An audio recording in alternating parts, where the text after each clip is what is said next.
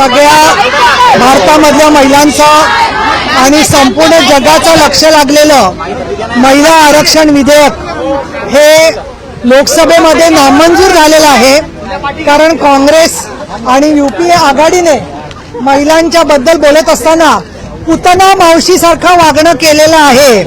त्यांनी एका बाजूला ते म्हणतात की महिला आरक्षणाला आमचा पाठिंबा आहे, पण प्रत्यक्षामध्ये मतदारसंघांच्या पुनर्रचनेच्या नावाने उलट अधिक पुरुष आणि महिला दोघांचंही स्थान निर्णय प्रक्रियेत वाढलं असतं.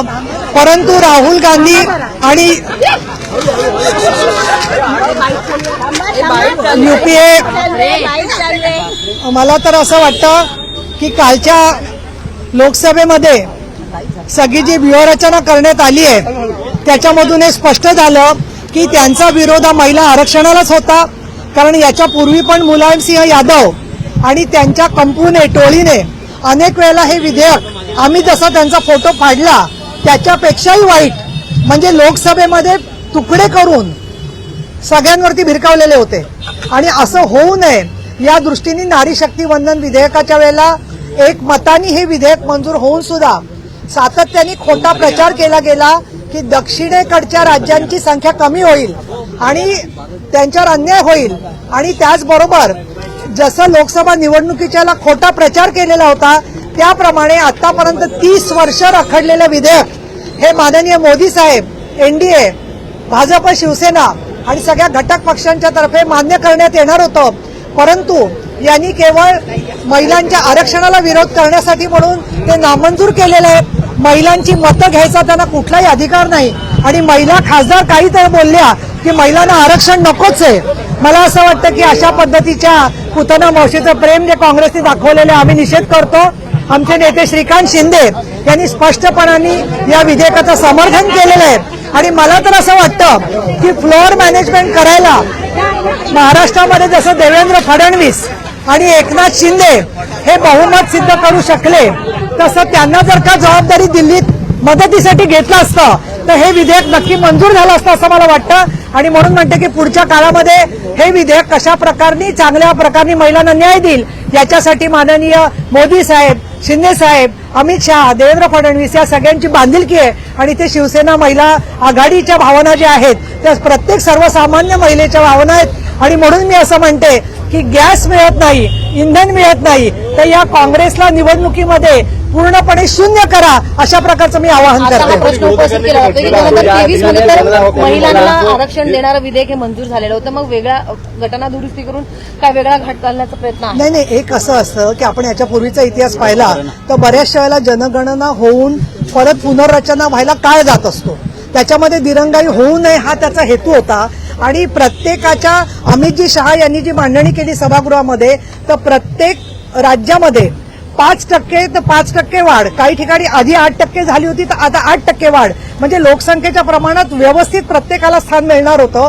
दक्षिणेकडच्या राज्यांचं सुद्धा त्यांना जागा वाढणार होत्या, कुठलीही जागा कमी होणार नव्हत्या. परंतु त्यांना काही पे निगा आहे काही पे निशाणा तसं काहीतरी करून विरोध करायचा होता. म्हणून लोकसभेच्या वेळेला राज्यघटना हे बदलणार आहेत असा जसा खोटा प्रचार केला होता तसाच खोटा प्रचार करून त्यांनी लोकसभेच्या वेळेला जनतेकडून जे थोडीशी मतदानामध्ये कमी झालं होतं त्याचा गैरफायदा त्यांनी घेतलेला आहे.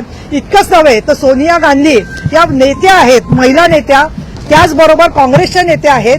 त्यांचं राज्य असताना त्यांनी त्यांच्या काउन्सिलच्या त्या अध्यक्ष असायच्या तरी देखील त्यांनी कधीही लोकसभेमध्ये इच्छाशक्ती दाखवून ते कधीच विधेयक रेटलं नाही. आणि म्हणून काँग्रेससाठी जो मी शब्द वापरला पुतना मावशीचं प्रेम तसं नाव महिलांचं पण विरोध त्यांना किती आसुरी आनंद झालाय ते त्याच्यावरून दिसत होतं.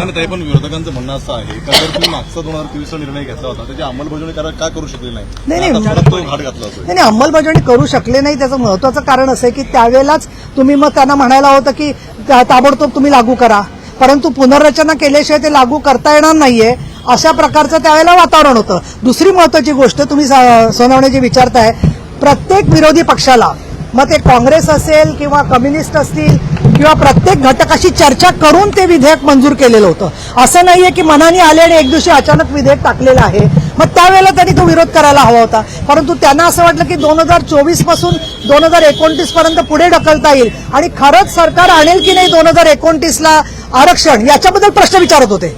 मग आता 2029 पासून आरक्षण लागू होणार होतं तर त्याला विरोध करायचं कारणच नव्हतं, परंतु त्यांना पुढच्या निवडणुकांच्या मध्ये सुद्धा राज्यांमधल्या यश मिळणार नाही आणि अशा परिस्थितीमध्ये काहीतरी करून मोदी सरकारचा आणि महिलांचा विश्वासघात करायचा एवढ्यासाठी म्हणून त्यांनी हे वर्तन केलेलं आहे. आपल्याला माहिती असेल की जेव्हा जेव्हा महिला आरक्षण गेल्या 30 वर्षामध्ये आम्हाला सगळ्यांना जवळजवळ निलमताई तर ज्येष्ठ आहेत, परंतु जवळजवळ 30-35 वर्ष आम्ही राजकारणात आहे. जेव्हा जेव्हा महिलांना आरक्षण देण्याचा विषय येतो तेव्हा खास करून काँग्रेस पक्ष असेल, समाजवादी पार्टी असेल, महिलांना अतिशय हीन पद्धतीने कॉमेंट्स केल्या की या लिपस्टिक लावलेल्या बायका, आता हे असे कमेंट्स केल्या, बाल कतरी महिला ये जाएंगी क्या सभागृह में, अशा पद्धतीच्या. परंतु त्याच बिहारमध्ये घरातली तुमची बायको आहे ती तुम्हाला चालते मुख्यमंत्री, परंतु एक सामान्य महिला ती तुम्हाला लोकसभेत चालत नाही, ती तुम्हाला विधानसभेत चालत नाही का? याच्यामध्ये कारण काँग्रेसची मानसिकता आणि या सगळ्यांची ही घराणेशाहीला धरून आहे. आपल्याच घरातल्या महिलांनी पुढे जावं, परंतु वंदनीय बाळासाहेब ठाकरे यांनी आरक्षणाच्या पलीकडे जाऊन अनेक महिला नेत्यांना चांगले पदं दिली आहेत. सभागृह नेता केले आहेत, उपसभापती केले आहे. माझ्यासारख्या एखाद्या पॉलिटिकल काही बॅकग्राऊंड नसताना मला विधान परिषदेत पाठवलंय, 50% आरक्षण दिलेलं आहे. त्यामुळे हा जो यांचा एजेंडा होता आज ते एक्सपोज झालेले आहेत. आज त्यांचं खरं रूप समोर आलेलं आहे, त्यांचं पितळ उघडं पडलंय आणि त्यांना खरंच जर का महिला ज्या या प्रियंका वड्रा काल बोलत होत्या त्यांनी मोतीलाल नेहरूंपासूनचा विषय काढला, तर काँग्रेसनी का विधेयक आणलं नाही? 2023 मध्ये माननीय मोदीजी एनडीएने हे विधेयक आणलं आणि विधेयक आणण्याची हिंमत तरी दाखवली. अहो तुम्ही 60 वर्षात हिंमत तरी दाखवली का विधेयक आणण्याची? आणि त्यामुळे महिला विरोधी हे आहेत, यांना सामान्य कुटुंबातली महिला जाऊ नये. काल आम्ही जवळजवळ 60 महिला शिवसेनेच्या विविध ग्रामीण भागातून तिथे होतो. सभागृहामध्ये आम्ही सगळी चर्चा गॅलरीतनं पाहिली, सगळी ऐकली आणि त्यांचा सगळ्यांचं म्हणजे दाखवत होते की डिलिमिटेशन वरून आम्ही विरोध करतोय, परंतु त्यांचा खरा विरोध जो आहे तो महिलांनी सभागृहात जाऊ नये, महिलांनी केवळ घरातच राहावं हा त्यांचा विषय होता. आणि त्यामुळे आज या सगळ्या इंडिया आघाडी आज पूर्ण देशासमोर एक्सपोज झाली आहे. जे महिला म्हणून सोनिया गांधींनीच फक्त जायचं का सभागृहात, प्रियंका वड्रांनीच फक्त जायचं का, बाकीच्या महिला का जाऊ शकत नाही सभागृहात? आणि त्यामुळे हा जो विषय आहे तो आम्ही आता देशभर पेटवणार आहेत. आज शिवसेनेच्या माननीय आमचे मुख्य नेते एकनाथजी शिंदे यांनी लाडकी बहीण योजना आणून करोडो महिलांना त्यांचं सशक्तीकरण केलंय. लखपती दीदीच्या माध्यमातून लाखो महिलांना लखपती केलंय. परंतु महिलाओं को हिस्सा चाहिए सभागृह में. आम्ही 50% आहोत, आम्ही 50% आहोत, किमान आम्हाला 33% तरी मिळालं पाहिजे. आणि हे सगळं आता आम्ही देशभर आंदोलन करणार आहोत. सगळे सत्ताधारी पक्ष, शिवसेनेचा आज आदेश आहे आमच्या मुख्य नेत्यांचा की प्रत्येक जिल्ह्यामध्ये या काँग्रेसवाल्यांना, या इंडिया अलायन्सवाल्या, उबाठाने देखील आता त्यांच्या माजी खासदार म्हणतात की हे चुकीचं झालं म्हणून पहिले का नाही बोलल्या. आणि त्यामुळे हा यांचा जो चेहरा आहे तो आता सगळ्यांच्या समोर उघडकीस आलेला आहे. आम्ही ठिकठिकाणी आजपासून आमची आंदोलनं सुरू होणार आहेत.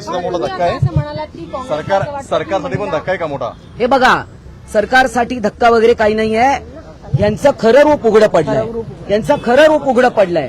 यांना जर का महिला आरक्षण पाहिजे होतं तर डिलिमिटेशनला काल माननीय अमित शाह यांनी सगळं पूर्ण विवरण केलं की कशा जागा कुठे वाढणार आहे. यांचं जे उत्तर भारत आणि दक्षिण भारत जे वाद पेटवण्याचा तो प्रयत्न करत होते तो देखील काल उघडकीस पडला आहे. आणि नक्कीच यांना महिलांबद्दल कोणतीही कणव नाही किंवा महिला सत्ता में भागीदारी हे जे आमचं हा आमचा नारा जो आहे तो त्यांना नको होता आणि त्यामुळे आज आम्ही त्यांचा सगळीकडे निषेध करतो.